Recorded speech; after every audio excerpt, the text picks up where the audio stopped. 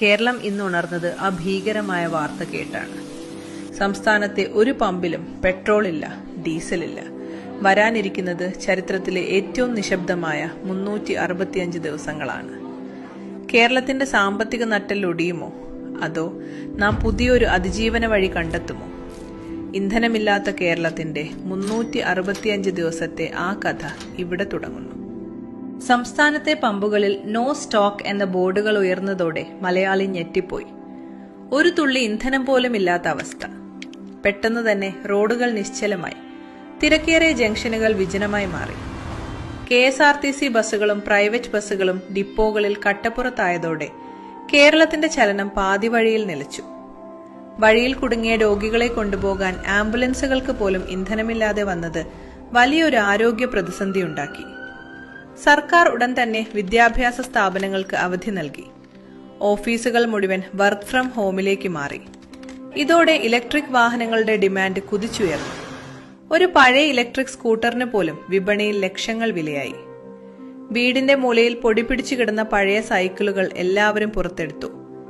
വിദേശത്തു നിന്ന് വിമാനത്താവളങ്ങളിൽ ഇറങ്ങിയ പ്രവാസികൾ വീട്ടിലെത്താൻ വഴിയില്ലാതെ പെരുവഴിയിലായി. പോലീസുകാർ സൈക്കിളിൽ പെട്രോളിംഗ് നടത്തുന്നത് കേരളം ആദ്യമായി കണ്ടു. ആദ്യത്തെ മാസം പിന്നിടുമ്പോൾ പ്രതിസന്ധി നമ്മുടെ വയറിനെ ബാധിച്ചു തുടങ്ങി.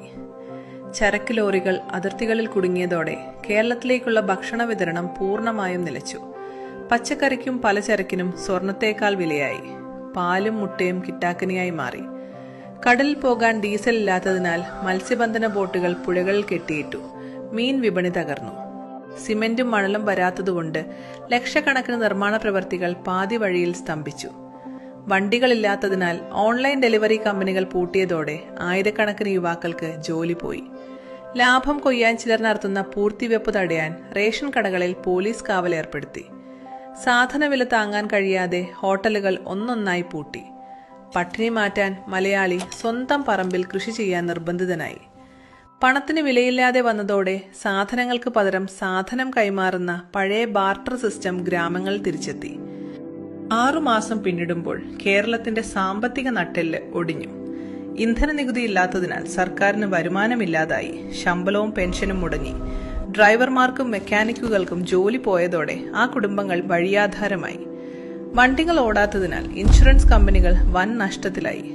സഞ്ചാരികൾ വരാത്തതിനാൽ ടൂറിസം മേഖല അനാഥമായി. വലിയ ഷോപ്പിംഗ് മാളുകൾ പൂട്ടേണ്ടി വന്നു. വരുമാനമില്ലാത്തതിനാൽ വാഹന ലോണുകൾ മുടങ്ങി.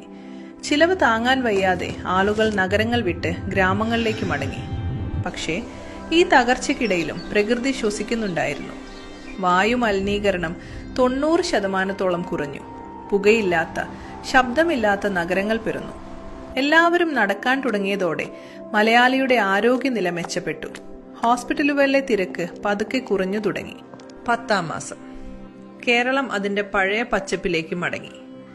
അന്തരീക്ഷം തെളിഞ്ഞതോടെ കൊച്ചിയിൽ നിന്ന് നോക്കിയാൽ ദൂരെയുള്ള മലനിരകൾ വ്യക്തമായി കാണാൻ കഴിയുന്നു. പുഴകളിലെ വെള്ളം സ്ഫടികം പോലെ ശുദ്ധമായി. റോഡുകളിൽ വാഹനങ്ങളില്ലാത്തതിനാൽ അപകടങ്ങൾ ചരിത്രത്തിലെ ഏറ്റവും കുറഞ്ഞ നിരക്കിലെത്തി. മനുഷ്യന്റെ ശല്യമില്ലാത്തതുകൊണ്ട് കാട്ടുമൃഗങ്ങൾ റോഡുകളിൽ സ്വൈര്യമായി വിഹരിച്ചു. സൈക്കിൾ പാതകൾ നഗരങ്ങളുടെ പ്രധാന ഭാഗമായി. വൈദ്യുതിക്കായി എല്ലാവരും സോളാർ ഊർജത്തെ ആശ്രയിച്ചു. ഭാരം കയറ്റാൻ കാളവണ്ടികൾ പരിഷ്കരിച്ചു തിരിച്ചെത്തി. കേരളത്തിന്റെ പഴയ വഞ്ചികളും തോണികളും കാളവണ്ടികളും കുതിരവണ്ടികളും പ്രധാന യാത്രാമാർഗമായി മാറി. അനാവശ്യ പാക്കേജിംഗ് കുറഞ്ഞതോടെ പ്ലാസ്റ്റിക് മാലിന്യങ്ങൾ കുറഞ്ഞു. യാത്രകൾ കുറഞ്ഞതുകൊണ്ട് കുടുംബാംഗങ്ങൾ തമ്മിലുള്ള ബന്ധം ദൃഢമായി. നമ്മൾ പ്രകൃതിയോട് കൂടുതൽ അടുത്തു. ഒരു വർഷം പൂർത്തിയാകുമ്പോൾ കേരളം ലോകത്തിന് മാതൃകയായി. നാം ലോകത്തിലെ ആദ്യത്തെ സമ്പൂർണ്ണ ഇലക്ട്രിക് വാഹന സംസ്ഥാനമായി മാറി. പഴയ പെട്രോൾ പമ്പുകൾ ചാർജിംഗ് സ്റ്റേഷനുകളായി രൂപം മാറി. പച്ചക്കറി ഉൽപാദനത്തിൽ നാം സ്വയം പര്യാപ്തത നേടി. മുറ്റത്ത് കിടക്കുന്ന പഴയ കാറുകൾ വെറും അലങ്കാര വസ്തുക്കളായി മാറി. ബഹളങ്ങളില്ലാത്ത നിശബ്ദ സംസ്കാരം ജനിച്ചു. സോഷ്യൽ മീഡിയയ്ക്ക് പകരം നേരിട്ടുള്ള കൂട്ടായ്മകൾ സജീവമായി. അനാവശ്യ ചിലവുകളില്ലാതായതോടെ ആളുകളുടെ സമ്പാദ്യം കൂടി. വേഗത കുറഞ്ഞ സമാധാനപരമായ ജീവിതം മലയാളി ശീലിച്ചു.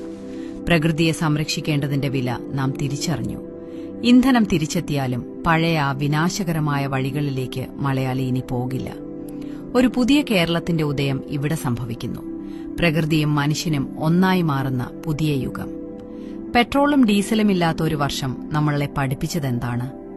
സൗകര്യങ്ങൾ കുറയുമ്പോഴും ജീവിതത്തിന്റെ വേഗത കുറയുമ്പോഴും നമുക്ക് അതിജീവിക്കാൻ കഴിയുമെന്നും പ്രകൃതിയോട് ചേർന്നു നിൽക്കുന്നതാണ് യഥാർത്ഥ സന്തോഷമെന്നും നാം തിരിച്ചറിഞ്ഞു.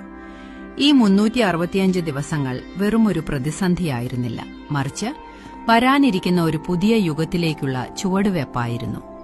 നാളെ ഇന്ധനം നമ്മുടെ പമ്പുകളിലേക്ക് തിരിച്ചെത്തിയാലും ഈ ഒരു വർഷം നാം ശ്വസിച്ച ശുദ്ധവായുവും നമ്മൾ കണ്ടെത്തിയ ആ നിശബ്ദതയും മലയാളി മറക്കില്ല. നമ്മൾ വിചാരിക്കുന്നതിലും ശക്തമാണ് പ്രകൃതി. ആ പ്രകൃതിയെ കരുതലോടെ ചേർത്തുപിടിക്കാൻ നമുക്ക് സാധിക്കണം. നിങ്ങളുടെ അഭിപ്രായത്തിൽ ഇന്ധനമില്ലാത്ത ഈ ഒരു വർഷം കേരളത്തിന് നൽകുന്നത് ഒരു ശാപമാണോ അതോ വേഷം മാറി വന്ന അനുഗ്രഹമാണോ? നിങ്ങളുടെ ചിന്തകൾ താഴെ കമന്റ് ചെയ്യുക. മനുഷ്യനും പ്രകൃതിയും ഒന്നുചേരുന്ന മറ്റൊരു വിസ്മയ കാഴ്ചയുമായി നമുക്ക് വീണ്ടും കാണാം. അതുവരേക്കും ബൈ.